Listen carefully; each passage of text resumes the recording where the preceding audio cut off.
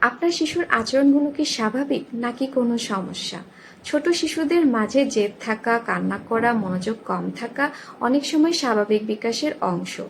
কিন্তু বেশি সময় ধরে এই ধরনের আচরণ থাকলে, শিশুর লেখাপড়া, খেলা বা সম্পর্ক নষ্ট করলে এই ধরনের আচরণ হতে পারে একটি সতর্ক সংকেত।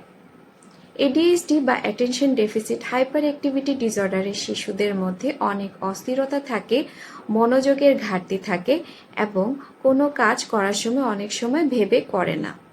আবার ওসিডি বা অবসেসিভ কম্পালসিভ ডিসঅর্ডারের শিশুরা একই কাজ বারবার করতে থাকে, যেমন বারবার হাত ধোয়া বা সব কিছু ঠিকভাবে না হলে অস্বস্তি প্রকাশ করা। আবার ওডিডি বা অপোজিশনাল ডিফায়ান্ট ডিসঅর্ডারের শিশুরা প্রায় রাগ করে, বড়দের কথা মানতে চায় না এবং নিয়ম ভাঙতে আগ্রহী হয়।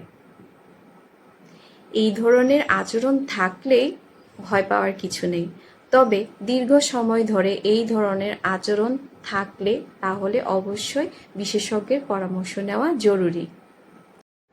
আপনার শিশুর আচরণ সম্পর্কে কোনো সন্দেহ থাকলে তাহলে কমেন্ট করুন।